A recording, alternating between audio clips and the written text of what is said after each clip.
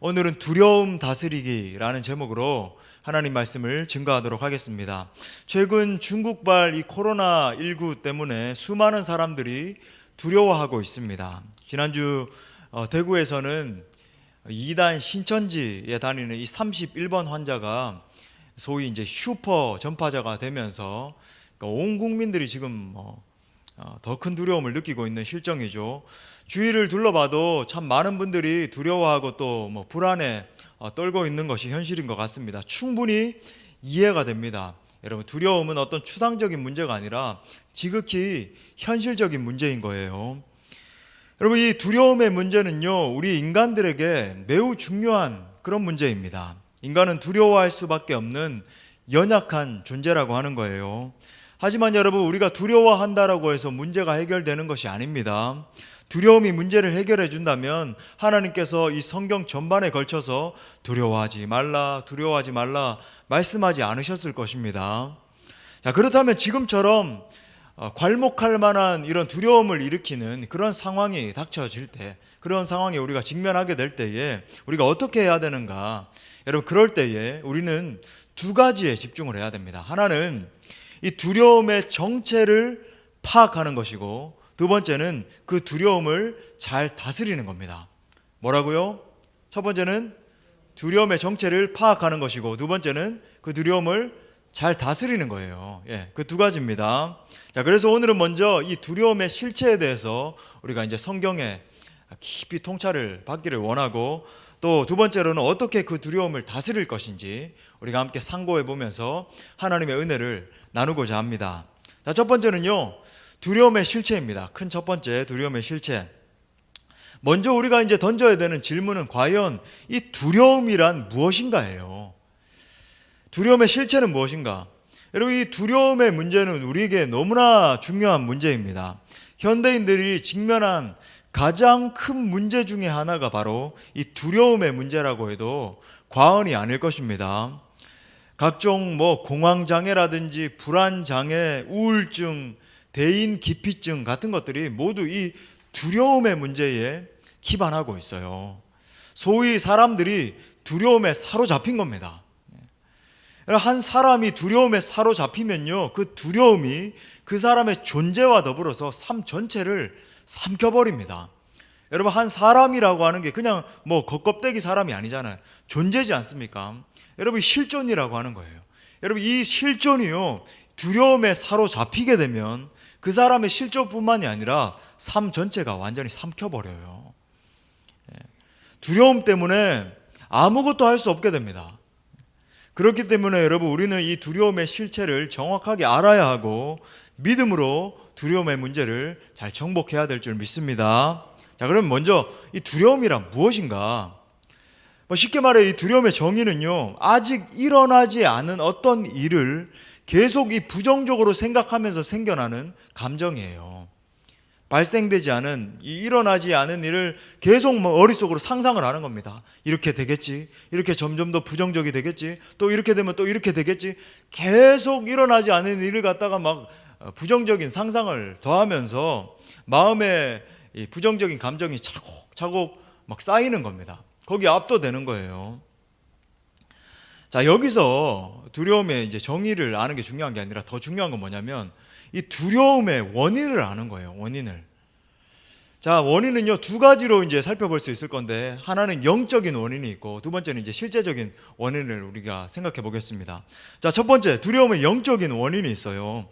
여러분, 사실 이 두려움의 근원에는 하나님에 대한 두려움이 있습니다. 한번 따라합시다. 하나님에 대한 두려움. 죄를 범한 인간이 공의로우신 하나님에 대해서 공포감을 느끼는 거예요. 죄를 범했기 때문에 하나님에 대해서, 의로우신 하나님에 대해서 두려움을 느끼는 겁니다. 여러분 보세요. 이 범죄 이후에 두려움이 장악한, 완전히 이 두려움에 잠식당한 인간의 마음이 어떻게 바뀌었는지 한번 보십시오. 창세기 3장 9절부터 10절 말씀에서 이렇게 말합니다. 여호와 하나님이 아담을 부르시며 그에게 이르시되 내가 어디 있느냐 이렇게 불렀는데, 여러분 정상인 거예요. 하나님이 늘 아담과 함께 교제하시고 함께 계셔서 부르시는 것이 정상이에요. 내가 어디 있느냐 부르시니까 이르되 내가 동산에서 하나님의 소리를 듣고 내가 벗었으므로 뭐라 그래요? 두려워하여 숨었나이다. 두려워하여 숨었나이다. 여러분, 범죄하기 전 이 아담과 하와는요, 하나님과 충만한 교제를 누리고 있었습니다. 풍성한 교제를 누리고 있었어요. 제가 말씀드렸죠. 이 에덴이라고 하는 뜻이 어떤 뜻이라 그랬죠? 기쁨, 맞아요. 예. 에덴은 기쁨의 동산입니다. 그러니까 하나님이 주시는 기쁨으로 충만한 것이 에덴이었어요. 예. 하나님의 임재가 가득하고 아담과 하와는 그 하나님 때문에 즐거워하고 기뻐하고 찬송하고 감사가 넘쳐나고 그런 동산이었다고요. 날마다 이 하나님의 임재 가운데에서 기뻐하고 즐거워하던 아담이었는데, 근데 여러분 보세요. 이 범죄하고 타락한 아담에게 어떤 변화가 일어났습니까? 내가 벗었으므로 두려워하여 숨었나이다. 정확하죠. 예. 여러분, 이 인류 어떤 철학에도 그 어떤 역사 가운데도 여러분 가르쳐 주지 않는 정말 인류의 가장 궁극적인 문제의 원인에 대해서 성경은 밝혀주고 있는 거예요. 두려워하여 내가 숨었다. 수치와 두려움이 아담을 장악한 겁니다. 그런데 그 두려움이 어떻게 생겨나게 된 것인가? 내가 내 이 실존이 죄를 지었기 때문에, 내게 죄가 임했기 때문에 공의의 하나님이 나에게 형벌을 내리실 수도 있다라고 하는 두려움이 임한 거예요. 의로우신 하나님, 그 공의의 하나님이 내게 벌을 주실 것이다. 공의의 하나님에 대한 두려움이 바로 여러분 모든 인간 두려움의 근원에 있다라고 하는 겁니다. 목사님, 뭐 두려움을 주는 상황이 다르고 뭐 이렇게 상태가 다르고 다 다르지 않나요? 다르지 않다라고 하는 거예요. 사실 사람들이 두려워하잖아요, 그죠? 근데 그 두려워하는 것의 그 궁극의 깊은 곳에는요, 하나님이 나를 벌하실 수도 있다. 그러니까 그 상황은 다 다르지만 상황 때문에 내가 죽게 되거나 어떻게 낙망하게 되거나 어떤 뭐 상태에 처하게 되면 하나님이 나를 심판하실 수도 있다라고 하는 이 하나님의 공의의 심판에 대한 두려움이 그 깊은 곳에 자리 잡고 있다라고 하는 거예요. 여러분 깨달아지십니까? 예. 자, 그렇다면 그 두려움의 결과가 무엇인가? 그 영적 결과가 무엇인가? 첫 번째는요, 죄의 전가입니다. 이 영적인 결과로서 이 죄의 전가가 일어나요. 자, 쉽게 말해서 서로를 향해서 원망하고 비난하는 거예요. 여러분, 여기 영적 통찰이 있는 겁니다. 서로를 향한 원망과 비난과 불평과 막 서로 탓하는 그런 거 있죠. 이건 여러분, 이건 철저한 죄의 결과예요. 여러분 보십시오. 창세기 3장 12절부터 13절에 보니까 아담이 이르되, 뭐라 그러냐면 하나님이 내게 주셔서 나와 함께 있게 하신 여자. 아니, 하나님이 정말 아담을 아끼셔서 아담을 위해서 주셨는데, 하와를 주셨잖아요. 그런데 지금은요, 하나님을 탓하면서 하나님이 내게 주신 그 여자가, 그가 그 나무 열매를 내게 주므로 내가 먹었나이다. 또 여호와 하나님이 여자에게 이르시되 내가 어찌하여 이렇게 하느냐. 그러니까 여자가 그럼 하와가 뭐라 그러냐면, 여자가 이르되 뱀이 나를 꿰므로 내가 먹었나이다. 그럼 뭐라 그럽니까? 아담은 여자를 탓하는 거예요. 하나님이 내게 하나님이 내게 이 여자 주시지 않았으면 내가 범죄하지 않았을 거라는 거예요. 하나님이 내게 주신 이 여자가 나를 범죄케 했다. 또 이 여자는요, 뱀이 나를 꿰가지고 지금 이렇게 된 것이다. 서로를 탓하고 있는 겁니다. 여러분, 두 번째는요, 이 영적 결과 두 번째는 풍성한 삶, 풍성한 생명의 단절이 일어났어요. 풍성한 삶, 풍성한 생명의 단절입니다. 자, 이어서 3장 24절에 보니까 이같이 하나님이 그 사람을 쫓아내시고 에덴 동산 동쪽에 그룹들과 두루 도는 불칼을 두어 생명나무의 길을 지키게 하셨다. 여러분, 하나님이 이 아담과 하와를 쫓아내셨는데 이것이 무엇을 의미하는가? 한마디로 말하면 하나님과의 단절을 의미합니다. 그냥 쫓겨난 게 아니에요. 하나님의 그 엄청난 임재, 하나님이 주시는 그 최고의 풍성한 축복들, 하나님이 주시는 그 폭발적인 은혜와의 단절을 의미하는 거예요. 결국 이 죄의 결과로 두려움이 쌓이게 되면 하나님과 관계가 단절되는 겁니다. 하나님과의 그 풍성한 교제가 끊어지게 되는 거예요. 하나님이 주신, 여러분 보십시오. 우리가 하나님과의 그 풍성한 사랑의 관계 가운데 있다는 게 어떤 의미냐면, 여러분, 우리는 뭐 적당하게 타협해서 하나님 조금 신뢰하고 또 세상의 법칙대로도 살아가고 그래야지만 이제 풍성한 생명을 얻는다, 풍성함을 누릴 수 있다, 이렇게 착각을 하잖아요. 그런데 여러분 보십시오. 한 존재가 정말로 하나님 앞에 turn back, 하나님 앞에 완전히 돌이켜서 회개하고 하나님만 의지하고 하나님 뜻대로 살아가게 되면요, 하나님은 이 세상이 주지 못하는 풍성한 거대한 축복을 주십니다. 믿으십니까? 예.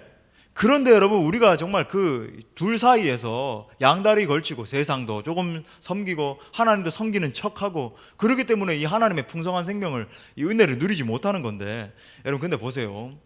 하나님이 주시는 이 엄청난 축복을 여러분 이 죄의 결과로 잃어버리게 되는 거예요. 두려움의 결과로.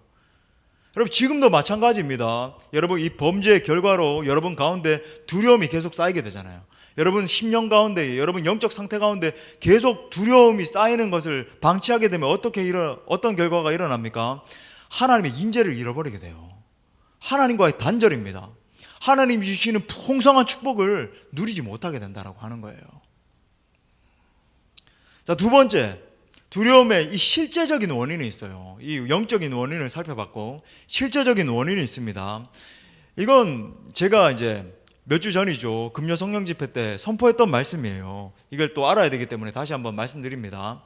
여러분, 우리에게 두려움을 주는 실제적인 요인은 크게 두 가지가 있는데, 첫 번째는요, 사람이고 두 번째는 사물 또는 상황입니다. 한번 따라합시다. 사람. 두 번째는 사물 혹은 상황. 자, 먼저 이 사람이 사람을 두렵게 해요. 실제로 이것은 영적인 문제와도 직결이 되어 있는데, 성경을 보면요, 실제 이 두려움의 영을 부려서 사람을 조종하는 세력이 나옵니다. 그러니까 두려움의 영이 있어요. 그러니까 많은 영적인 세력들이 있지만 특별히 이 두려움의 영을 부려가지고 사람들을 조종하는 세력이 있어요. 그것의 이제 극명한 예가 이세벨이죠. 열왕기 상하에 나오는 이 이세벨은요, 이세벨의 영, 그러면 한마디로 말하면 두려움의 영입니다. 그러니까 이세벨의 영을 부려서 성경에 이렇게 종종 나오면, 아, 이건 두려움의 영을 이야기하는구나, 우리가 이제 깨달아 알면 되는 거예요. 여러분, 이 이세벨이 두려움의 영을 부려가지고 엘리야에게 편지 한 통을 딱 쓰잖아요. 너 이제 죽는다, 가만히 내버려 두지 않겠다, 편지를 딱 쓰니까, 여러분 이 엘리야가 어떤 사람입니까? 능력의 선지자 아니에요. 엘리야 하면 소위 말해서 능력의 대표자 아닙니까? 하늘에서 막 불을 내리는 거예요. 여러분, 그 누가 하늘에서 불을 내렸습니까? 엘리야가 하나님 앞에 막 기도할 때에 마른 하늘에 막 폭우가 쏟아지는 역사가 일어나고, 그 엄청난 능력을 행했던 엘리야가 이세벨의 편지 하나 받아들고 어떻게 하죠? 두려움에 막 사로잡힌 거예요.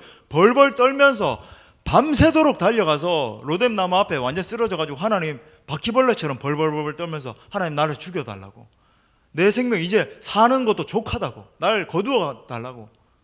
이게 무슨 일이에요, 여러분? 그 능력이 출중했던 엘리야가 밤새도록 도망가가지고요, 그 로뎀 나무 밑에서 나를 살려 죽여달라고 그냥. 여러분, 마치 이 엘리야의 존재가, 그 능력 많던 엘리야의 존재가 밧줄에 꽁꽁 묶인 것처럼 모든 능력을 다 상실한 겁니다. 여러분, 이런 일이 일어나요. 한 존재가 두려움에 사로잡히게 되면 그에게 있는 달란트도 없어지고 재능도 완전히 사라지게 되고, 여러분 명석했던 지혜와 두뇌도 완전히 꽁꽁 묶이게 되고 아무것도 못하게 되는 겁니다. 여러분, 현대에도 이 이세벨의 영을 사용해서 두려움의 영을 부려가지고 사람들을 조종하는 세력들을 보는 거예요. 그때 말씀드린 것 같지만, 특별히 이런 현상이요, 이 조직 문화에서 많이 나타나요. 기업 같은데. 제가 예로 들었죠. 실제로 여러분 이 월가 있잖아요. 미국의 뉴욕에 있는 월스트리트에 가면요, 사람들이 막 마약 같은 걸, 남성 호르몬제를 막 맞고 마약을 먹고 그렇게 해서 이제 사람들을 조종을 한다는 거예요. 왜 그러냐면 원체 탁월한 사람들이 많이 있잖아요. 막 하버드 나오고 예일 나오고 프린스턴 나오고 이런 사람들이 부하 직원이라 있다 보니까 어떻게 해서든지 그 사람을 부리려면 이 두려움의 영을 사용을 하는 겁니다. 저는 이제 한 달에 한 번 정도는 정말 리더로서 사람들의 사조를 잘 파악하고 이제 잘 이렇게 인도를 해야 되니까 이제 서점에 가요. 그래서 웬만하면 이제 각 분야별 베스트셀러 한 1위부터 3위까지는 이제 습득을 하려고 하는데, 이제 한두 해 전에 이제 많이 이제 회자되던 책인데, 여러분 실제로 여러분 정말 기가 막힙니다. 이 두려움의 영을 부려서 사람들을 조종하는 그런 것들을 이제 리더십의 법칙이라 그러면서 막 책이 이제 발간이 되고 그래요. 참 기가 막힌데 실제로 이 두려움의 영을 사용하는 몇 가지 불문율과 같은 그런 원리들이 있어요. 실제로 말을 많이 하지 말라. 여러분 실제로 그런 사람들은 말을 딱 이렇게 침묵을 하고 사람들을 조정, 많이 웃지 말고 정색해라, 칭찬하지 말라, 상대방의 약점을 계속 공격해라, 구체적인 실적을 사용해서 계속 공격하라, 그리고 이제 적당한 때를 포착해서 상대방을 꼼짝 못하게 해라, 상대에게 만족하고 있다는 표시를 하지 말라. 절대로 칭찬하지 않는 거예요. 그냥 막 계속 공격만 하고 정색하고 그렇게 하는 겁니다. 실제로 많은 리더들이 이런 원리를 사용해서 사람들을 조종을 하는데 여러분 이건 다시 한번 말씀드리지만 이건 악한 겁니다. 인간이, 존귀한 인간이 하나님의 창조물인데 사람이 사람을 조종하는 거예요. 두려움에 떨게 만드는 겁니다. 움직이는 거예요. 또 여러분 이 사물이나 상황을 두려워하기도 하는 겁니다. 여러분 유아기의 어린아이들을 한번 생각해 보세요. 이 갓난아기들은요 엄마의 품으로부터 떨어지는 것을 두려워합니다. 그래서 실제로 이제 한 3살이나 4살 정도까지는 애착관계를 형성하는 게 그렇게 중요하다 그러잖아요. 그래서 엄마가 많이 안아주고 또 젖을 먹이는 것도 중요하고 실제로 엄마와 함께 정서적인 교감을, 근데 왜 그럴 때 이제 아빠는 참 언급이 되지 않는지, 참 우리 아빠들의 이제 존재는 뭔지 아무튼 엄마와의 그 정서적인 애착관계 형성이 한 3살이나 한 4살까지 그렇게 가지는 게 참 이렇게 중요하다고 그래요. 왜냐하면 아이들에게도 이 원천적인 그런 두려움이 있는 겁니다. 또 여러분 어린이들은요 친구들로부터 분리될까봐 두려워해요. 왕따 당할까봐, 그죠? 불링 당할까봐 그렇게 두려워합니다. 또 청소년들은 이번에도 이제 제가 청소년 집회도 인도를 하면서 참 이 주제를 이야기하니까 많이 울면서 기도하더라고요. 내가 과연 어떤 대학에 들어갈 수 있을 것인가. 여러분 정말 이게 부모 세대들부터 우리가 사실 이게 문제인데 계속 네가 공부를 이렇게 해야지만이 이렇게 되고 저렇게 되고 이 세상적인 가치관으로 계속 주입을 시키니까, 물론 성실히 사는 것은 가르쳐야 되겠지만 너 이렇게 안 하면 이렇게 된다 계속 위협을 하고 뭐 이러다 보니까 아이들이 여기에 대한 두려움이 너무 강한 거예요. 그래서 조금만 건드려도요 이 아이들이 막 펑펑 울면서 막 하나님 앞에 막 기도하는 겁니다. 또 청년들은 어때요? 이번에 이제 청년들에 대해서 제가 소명에 대해서 가르쳤거든요. 여러분 정말 하나님 앞에서 궁극적인 소명을 깨달아 알게 되면요 이런 두려움이 떠나가는데, 우리 청년들은, 이 시대의 청년들이 미래에 내가 어떤 직장에 가게 될 것인가, 미래에 내가 어떤 배우자를 만나게 될 것인가, 내가 미래에 어떤 앞길을 걸어가게 될 것인가, 이 미래에 대한 두려움으로 가득 차게 돼요. 하지만 여러분 진짜 하나님이 주시는 궁극적인 소명, 그 컬링을 깨달아 알게 되면요 이런 두려움은 사라집니다. 왜? 하나님이 내 앞길을 인도하실 것을 분명히 알게 되고, 제가 궁극적으로 Holy Discontent라고 하는 개념을 소개했거든요. 거룩한 불만족. 이게 하나님이 우리에게 주시는 소명과 직결되어 있어요. 여러분 정말 우리에게 주시는 하나님의 소명을 깨달아 알게 되면요 이 모든 현실의 상황을 뚫고 지나가게 돼요. 담대함이 생기게 되는 거예요. 그래서 우리 청년들이 이번에 수련회 때 그런 많은 은혜를 받게 되었습니다.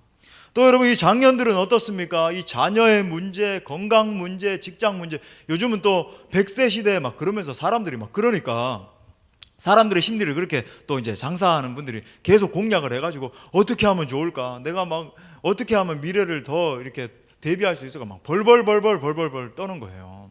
아무것도 못하게 만들고. 물론 지금 일어나고 있는 이 신종 코로나 사태도 마찬가지입니다만 분명한 것은요 우리가 어떤 사물이나 상황에 집착하기 시작하면 두려워할 것밖에 없습니다. 여러분 아마 그러셨을 거예요. 어젯밤에도 막 밤 10시, 11시까지 계속 이거 막 인터넷 살펴보고 몇 명 됐지? 지금 300명, 지금 312명, 320명 계속 그러고 오셨죠. 아마 지금 제가 보니까 정말 하나님의 임재 가운데서 예수님을 바라보면서 막 기뻐하고 즐거워하는 게 아니라 근심 걱정에 쌓여가지고 어떡하나 지금 빨리 끝나고 집에 돌아가야지. 여러분 전능하신 하나님이 우리와 함께 하십니다. 여러분 예수님이 이 자리 가운데 영적으로 임재해 계세요. 믿으십니까? 여러분 병에 걸렸더라도 예수님 가운데 강력하게 붙잡힌 바 되면요 모든 질병이 다 떠나가는 거예요.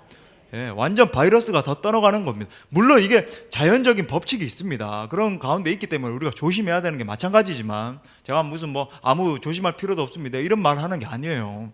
예, 활짝 여러분 주님 바라보시면서 웃으라는 거예요. 믿음의 사람으로서 근심 걱정. 여러분 그거 하지 마십시오. 물론 하루에 한두 번은 우리가 일반적인 은총의 상황 가운데 걸어가다 보니까 체크도 해야 되고 사실입니다. 미세먼지가 있으면 그런 것도 보고 하잖아요. 그런데 여러분 너무 상황에 집중하지 마세요. 하나님을 바라볼 수 있길 바랍니다. 예. 여러분 골리앗과 같이 현재 일어나는 상황만 계속 바라보고 그것만 묵상하고 그것만 계속적으로 집중하면요 낭망할 수밖에 없는 거예요. 자, 이렇게 두려움은 우리의 믿음의 여정을 걸어가는 가운데 실제적으로 어떤 큰 도전이 됩니다. 그러면 우리가 어떻게 이 두려움의 상황을 다스릴 수 있을 것인가? 제가 이 비결에 대해서 믿음의 사람이 우리가 어떻게 승리할 수 있을 것인가? 이 비결을 간략하게 정리하면서 넘어가겠습니다. 첫 번째는요, 두려움을 다스리기 위해서는 먼저 두려움을 인정해야 됩니다. 두려움을 인정해야 돼요. 이게 무슨 말인가? 여러분 우리가 두려움의 감정을 이해하고 인정할 때에 두려움을 다스릴 수 있는 거예요. 여러분 이 세상 천지 가운데 두려움에서 면제된 사람은 아무도 없습니다. 만약 어떤 사람이 두려움을 느끼지 못한다라고 한다면 그 사람은 정상인이 아니라 정신 이상인 거예요. 두려움을 느끼지 않는 사람 아무도 없어요. 인간이라면 누구나 두려움을 경험하게 마련입니다. 성경에 나오는 심지어 위대한 믿음의 사람들도 때로는 두려움 때문에 괴로워하는 것을 볼 수 있어요. 출애굽기 2장 14절부터 15절에 보니까 모세가 그가 애굽 사람을 죽인 그 사건 때문에 바로의 위협을 느끼면서 두려움에 떨게 되었어요. 그래서 이 바로의 낯을 피해서 미디안 광야로 도망가서 여러분 이게 해결되는데 40년이나 걸린 겁니다. 얼마나 두려워 떨었는지. 또 여호수아서 1장 6절부터 9절에 보면요, 모세가 죽은 후에 여호수아가 지도자의 위치에 서게 되니까 두려워 떨고 있는 겁니다. 정말 이 이스라엘 백성들을 이끌어야 되겠는데 정말 강력한 지도자였던 이 모세 이후에 이제 지도력을 맡게 됐으니까 어떤 마음이 들었겠어요? 두려운 마음이 들었겠죠. 그런 여호수아에게 하나님이 거듭해서 계속적으로 두려워하지 말아라, 낭망하지 말아라, 담대하라, 강하라 막 말씀하시는 거죠. 정말 이 자리 가운데 있는 그 누구보다도 제가 이 여호수아의 마음을 지난 1년 넘는 시간 동안에 경험하고 있잖아요.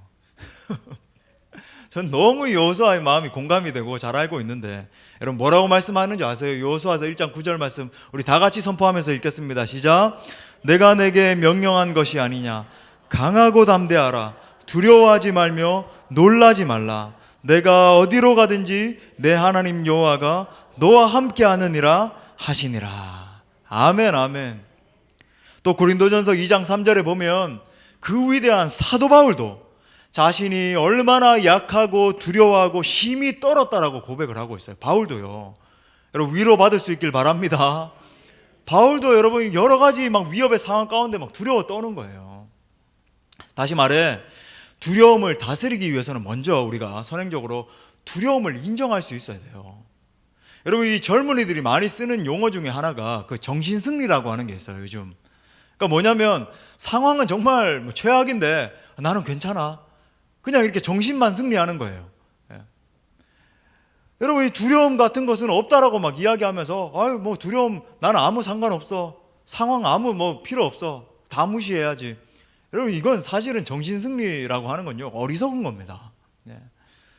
두려움의 실체를 우리가 인정할 때에 먼저 이제 두려움을 다스릴 수 있는 겁니다. 자, 두 번째, 두려움을 직시하면서 그 정체를 파악해야 됩니다. 두려움을 직시하면서 그 정체를 파악을 해야 돼요. 자, 보십시오. 두려움을 두려워하지 말고 두려운 감정을 조용히 바라보십시오. 가만히 유심하게 이 두려움의 감정을 바라봐야 돼요. 여러분 두려움은 감정이죠. 제가 말씀드렸듯이 두려움은 감정입니다.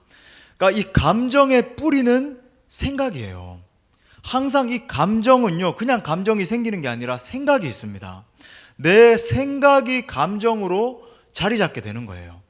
자, 욥이 고난 중에서 의미심장한 말을 하고 있는 걸 여러분 들어보세요. 욥기 3장 25절에서 이렇게 말해요.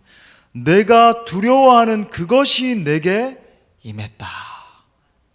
그냥 두려운 마음이 아니라 내가 두려워하는 그것이 내게 임했다라고 그러는 거예요. 임한 겁니다.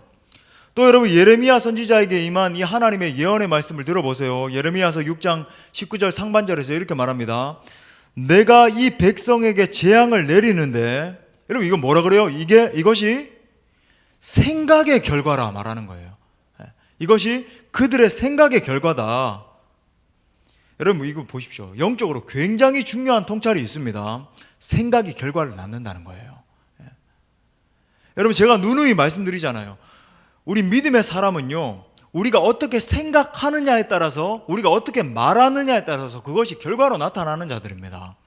왜 그러냐면 우리에게 하나님이 법적인 권세를 주셨어요. 엑수시아라고 하나님의 자녀로서 법적 권세를 주셨습니다. 그러니까 우리가 믿음의 언어로서 하나님 우리가 이렇게 극복하게 될 것입니다. 하나님 우리가 브레이크트루 하게 될 것입니다. 뚫고 지나가게 될 것입니다. 하나님 반드시 하나님 내 자녀는 이 상황 가운데 승리하게 될 것입니다. 선포하고 그렇게 생각하면 그렇게 될 줄 믿습니다. 그런데 여러분 우리가 이 생각으로 여러분 그러잖아요.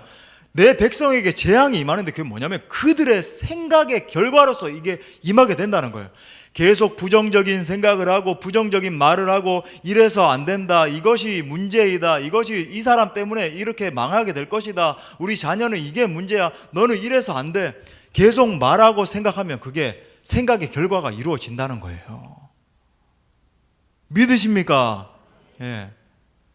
그러니까 여러분 우리 영적으로 정신 차려야 되는 거예요. 그냥 일어나는 게 아니라니까. 여러분이 부정적으로 생각하고 부정적으로 말을 쏟아놓고 상대방을 비난하고 계속적으로 그러면 계속 공동체를 무너뜨리고 옆에 있는 사람도 무너뜨리고 가정도 무너뜨리고 사회도 무너뜨리고 그 말 때문에, 믿음의 사람의 말 때문에. 여러분 우리가 어떤 생각을 품느냐에 따라서 우리의 이 내면과 실제적으로 삶의 결과가 판이하게 바뀌는 겁니다. 여러분 그렇기 때문에 우리는 어떤 생각을 할 것인지를 잘 분별해야 될 줄 믿습니다. 사단은요 끊임없이 우리 가운데 두려운 생각을 집어넣어서 우리를 두렵게 해요. 여러분 우리는 하나님의 생각을 통해서 사단의 생각을 이겨야 되는 거예요. 한번 선포합시다. 하나님의 생각을 하겠습니다. 아멘, 아멘. 여러분 하나님의 생각은요 우리 가운데 두려움이 아니라 확신과 평안함을 주는 거예요. 하나님은 우리를 두렵게 하는 분이 아닙니다. 사도 바울은 믿음의 아들 디모데에게 두려워하지 말고 담대하라고 권면합니다. 디모데후서 1장 7절 우리 다 같이 한번 선포해요. 시작. 하나님이 우리에게 주신 것은 두려워하는 마음이 아니요 오직 능력과 사랑과 절제하는 마음이니. 아멘. 여러분 보십시오. 무지가 두려움을 만들어내는 거예요. 그렇기 때문에 우리가 정확하게 그 두려움의 실체를 파악해야 되는 겁니다. 반대로 올바른 지식을 가지게 되면 두려움은 떠나가는 것입니다. 여러분 그냥 이렇게 실제적인 상황만 봐도 지금 우리가 이제 코로나19에 당면했는데 뭐 이게 뭐 별거 아닙니다 이런 말이 아니고, 실제로 이제 사스나 뭐 메르스 같은 경우에는 치사율이 뭐 20%에서 30%까지 이른다라고 하는데, 지금 뭐 중국은 그러면 좀 뭐 4% 이하라고 하는데 4%도 그 큰 숫자 아닙니까? 근데 여러분 중국의 의료 시스템이 너무 연약하기 때문에 그래요. 제가 해외에 많이 살아보니까 여러분 한국의 의료가요 세계 최고입니다. 정말 과장이 절대 아니에요. 저는 캐나다에서 몇 번 죽음을 경험했어요. 너무 아파가지고 이렇게 병원에 갔는데 주사를 놔주지를 않는 거예요. 한국은 여러분 조금만 아프면 열 떨어지라고 막 바로 주사 꼬르자 주고 뭐 해주고 뭐 해주고 막 그러잖아요. 새벽 4시에 제가 한 5시간 6시간 버티다가 소리 질렀습니다. I'm gonna die. 나 죽게 생겼다고. 나 죽게 생겼다고. 그러니까 한국의 의료 시스템이 너무 잘 돼 있어요. 그리고 한국에서는 실제 뭐 1%도 채 되지 않는다 그러잖아요. 뭐 메르스나 이런 거랑 또 다릅니다. 그러니까 실제 상황도 그렇고, 그래서 여러분 우리가 정상적으로 이렇게 면역을 가지고 있는 사람이라고 한다면 너무 뭐 두려움을 떨 필요가 없는 거예요. 여러분 올바른 지식과 진리가 우리를 자유케 하는 겁니다. 세 번째는 담대한 믿음으로 두려움을 물리치라는 겁니다. 여러분 이거 한번 선포합시다. 담대한 믿음으로 두려움을 물리치라. 여러분, 우리가 승리하기 위해서는 담대함과 확신이 필요해요. 에베소서 3장 12절에서 우리가 그 안에서 그를 믿음으로 말미암아 담대함과 확신을 가지고 하나님께 나아감을 얻느니라. 아멘. 여러분, 의심하면요 두려움이 밀려와요. 반면에 믿음을 갖게 되면 두려움이 떠나갑니다. 담대한 믿음이 두려움을 물리치는 거예요. 우리가 정말 담대한 믿음을 갖기 위해서는 무엇보다 문제보다 크신 하나님을 바라봐야 됩니다. 사람이나 환경에 대한 두려움을 극복하는 비결은요, 어떤 문제보다 크신 전능자 하나님을 바라보는 거예요. 정말 놀라운 말씀이에요. 누가복음 12장 4절부터 5절. 내가 내 친구 너희에게 말하노니, 얼마나 놀라워요. 이 부르시는 것도. 내 친구 너희에게 말하노니 몸을 죽이고 그 후에는 능히 더 못하는 자들을 두려워하지 말라. 마땅히 두려워할 자를 내가 너희에게 보이리니 곧 죽인 후에 또한 지옥에 던져넣는 권세 있는 그를 두려워하라. 내가 참으로 너희에게 이르노니 그를 두려워하라. 여러분, 여기서 그가 누구입니까? 하나님이신 거예요. 상황을 두려워하지 말라는 거예요. 사람을 두려워하지 말라는 거예요. 몸을 죽이고 능히 지옥에 던져 넣을 수 있는 유일한 권세를 가지고 있는 하나님만 두려워하라는 겁니다. 여러분, 여기서 하나님 두려워하라는 말이 뭐냐면 세상을 통치하시는 하나님의 주권을 인정하라는 거예요. 지금 여러분, 이 코로나19 사태 때문에도 우리가 뭐 두려워할 만한 상황이 벌어졌지만 그게 아니라 여러분, 이 모든 상황을 다스리시는 전능하신 하나님을 두려워하라는 겁니다. 여러분, 하나님이 이 모든 상황을 좌지우지 모든 것들을 통치하십니다. 믿으십니까? 예. 여러분, 이게 정말로 하나님의 섭리적인 허용하심 가운데, 일반 은총 가운데 일어난 사태라고 한다면요, 여러분, 이 상황 가운데 계속 상황을 묵상하고 있을 게 아니라 우리 믿음의 사람들은요, 전능하신 하나님을 바라보고 계속적으로 무릎 꿇고 기도해야 돼요. 선포해야 됩니다. 하나님, 우리가 두려워하지 않겠습니다. 믿음의 사람으로 반응하겠습니다. 전능하신 하나님, 이 상황을 다스려 주시옵소서. 여러분, 이단 이 신천지의 실체가 뭐 이 중심에 지금 이 막 확산되고 있는 중심에 신천지가 있잖아요. 31번 환자로부터 시작돼가지고 뭐 그분 전에 어떤 사람이 있었다 할지라도 그분이 뭐 메인 원인이 된 건 사실입니다. 아무튼 그래서 온 전국에 지금 막 퍼져 나가고 있는데 저는 여기에도 뭐 하나님의 어떤 섭리적인 역사가 있을 거라고 생각을 하고, 얼마나 여러분 이 신천지가 교회를, 하나님의 집인 교회를 어렵게 했습니까? 저는 무조건 하나님의 뜻은 없습니다 이렇게 바라보는 것도 이건 뭐 영적인 균형 감각을 잃어버린 거라고 생각해요.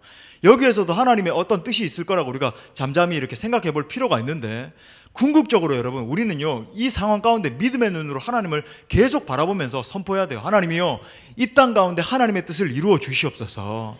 아버지 하나님, 이 땅의 교회가 이 상황을 통해서 더 견고히 뭉치게 하시고 더 기도로 일어나게 하시고, 정말 영적인 어떤 해이함 상태에 놓여있는 한국 교회가 있다라고 한다면 우리가 정신을 차리고 바짝 긴장해서 살아계신 하나님 앞에 엎드리게 하여 주옵소서. 여러분, 세상에 통치하시는 분은 전능하신 하나님이신 줄 믿습니다. 코로나19가 통치하는 게 아니라 하나님이 다스리시는 거예요. God reigns. 하나님이 다스리십니다. 여러분, 우리 믿음의 선배 다윗이 두려워할 만한 상황이 얼마나 많이 있었습니까? 죽이겠다고 달려오는 사울을 피해서 거의 뭐 10년에 육박하도록 아둘람 굴에 피해서 하나님 앞에 그렇게 하나님만 바라보면서 노래하고 기도하고 했던 다윗이 얼마나 힘들었겠어요. 마치 이 숨통을 조여오는, 여러분, 자기가 그 섬기고 있는 왕이요, 창을 들고 내가 너를 벽에 박아버리리라 그러면서 막 달려오는데 그게 얼마나 힘들었겠냐고요. 지금 우리 중에 뭐 마스크 쓰고 있고 뭐 염려도 하고 있고 하지만 그 정도 두려워하는 사람은 없잖아요. 매일 밤마다 여러분 조폭 같은 사람이 전화 와가지고 내가 너 죽인다고 그러고 그러면 얼마나 힘들겠어요. 그럴 만한 상황은 아니잖아요. 근데 그렇게 했을 때 얼마나 다윗이 힘들고 어려웠겠냐고요. 여러분, 다윗이 10년에 육박하는 생활 동안 사울에게 쫓겨다니고 사울이 막 군병을 풀어서 죽이겠다고 달려오는데 여러분, 어떻게 승리할 수 있었습니까? 여러분, 다윗의 고백을 보십시오. 놀랍게 고백하는 거예요. 오늘 우리 찬양으로도 고백할 텐데 시편 27편 1절 우리 다 같이 선포합시다. 시작. 여호와는 나의 빛이요 나의 구원이시니 내가 누구를 두려워하리요. 여호와는 내 생명의 능력이시니 내가 누구를 무서워하리요. 할렐루야! 여러분, 이것이 키입니다. 여러분, 이것이 승리의 비결이에요.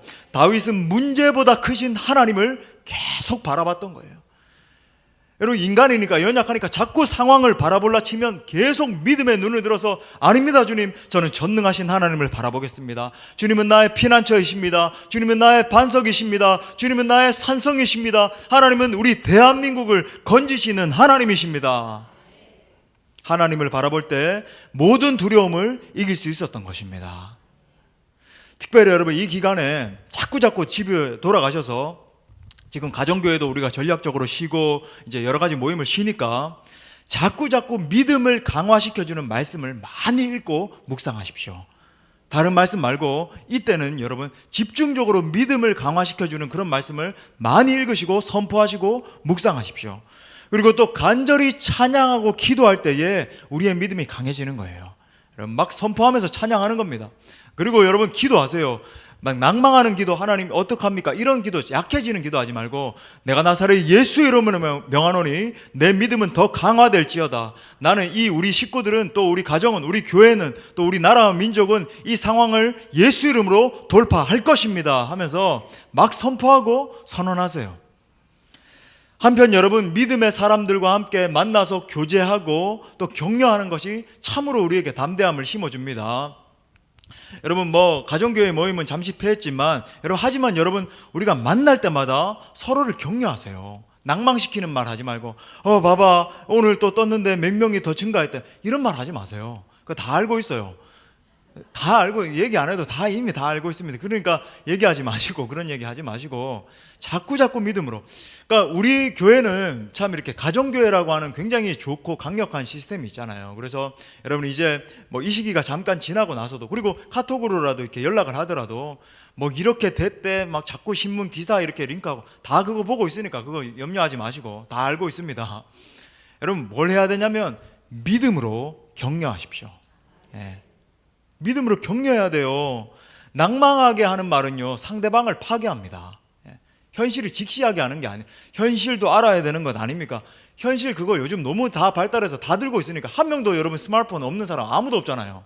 다 보고 있으니까 그건 안 해도 되고, 여러분 상대방을 격려하고 세우고 할 수 있다라고, 극복할 것이라고, 여러분 우리가 이렇게 대처하면 하나님이 역사하실 거라고 격려하시기 바랍니다.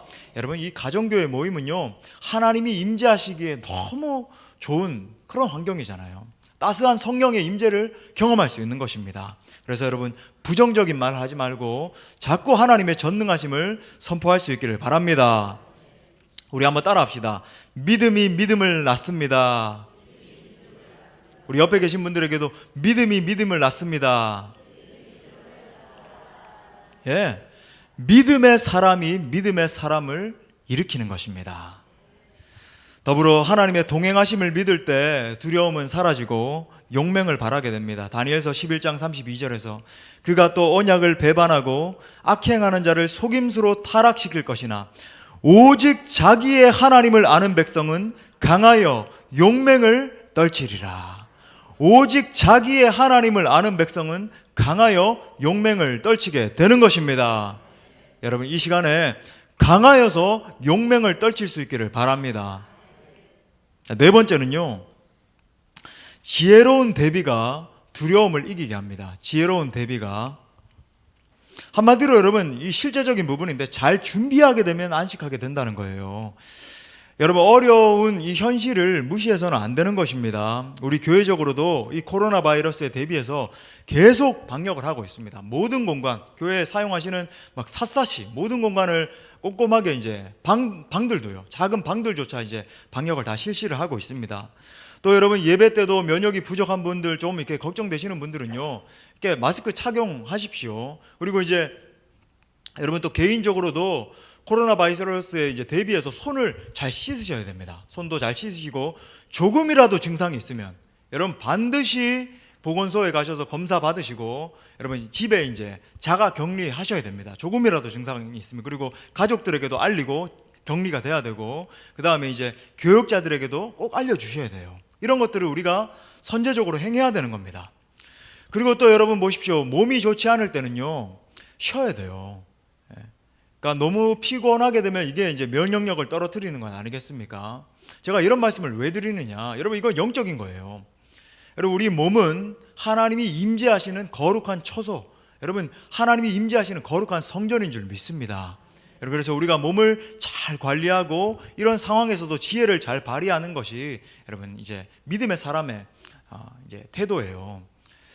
또 우리 수원 지금 노회 안에서는, 수원 지역에서는 아직까지 이제 최초로 이제 발생했던 한 명과 함께 이제 2명밖에 아직까지 확진자가 없기 때문에, 그리고 그분들이 이제 교인들이 아니라는 게 확인이 됐기 때문에 아직까지는 이제 공예배를 우리가 함께 마음을 모아서 드립니다. 그래서 여러분, 우리 함께 모여서 함께 하나님을 예배하는데 힘쓸 수 있길 바라고, 그 이후에 또 이제 교회가 적절하게 대처할 때 여러분 이제 유기적으로 지혜롭게 그렇게 움직여 주시기를 바랍니다. 자, 그리고 이제 마지막 5번째는요, 강렬한 사랑과 사명감으로 두려움을 다스리라는 거예요. 자, 다시 한번, 강렬한 사랑과 사명감으로 두려움을 다스리라. 자, 다시 한번 우리 요한복음 요한 1서 참 4장 18절 상반절 말씀 제가 읽어드립니다. 사랑 안에 두려움이 없고 온전한 사랑이 두려움을 내쫓나니. 여러분, 사랑처럼 강한 것이 없어요.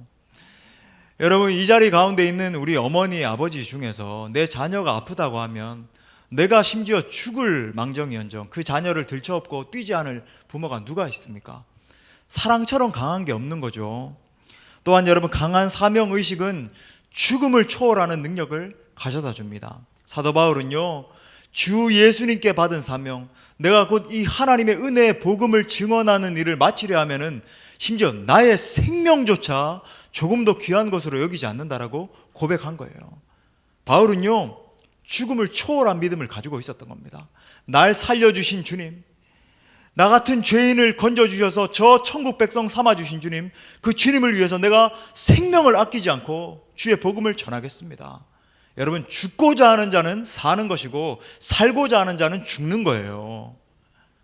믿으십니까? 여러분, 어떤 상황과 환경 가운데서도 여러분, 내가 두려워하지 않고 낭망하지 않을 수 있는 이유는 뭡니까?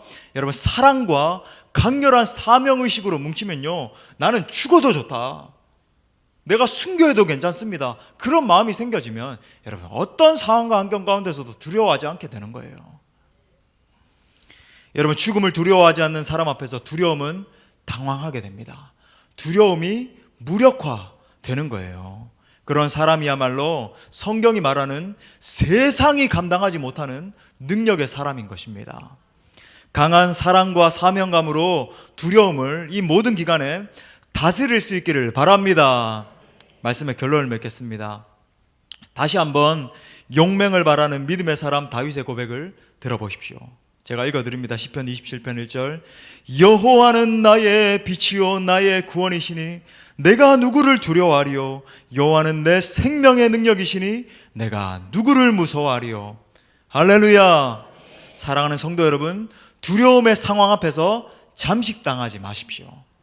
물론 여러분, 이 현실적으로 대비는 지혜롭게 하십시오. 하지만 여러분, 절대로 두려움에 압도당하지 마세요. 여러분, 이것은 믿음의 사람의 태도가 아닙니다. 믿음의 사람으로 반응할 수 있길 바랍니다. 올바른 지식과 사랑과 믿음과 그리고 사명감으로 무장하십시오. 그렇게 할 때 이 모든 상황을 반드시 이겨내고 승리하게 될 줄 믿습니다. 아무쪼록 우리에게 승리를 주신 하나님을 의지함으로 말미암아 담대히 승리할 수 있는 우리 사랑하는 모든 성도님들 될 수 있기를 간절히 축원합니다. 우리에게 이김을 주실 그 하나님 앞에 영광의 박수 올려드립시다. 우리 다 같이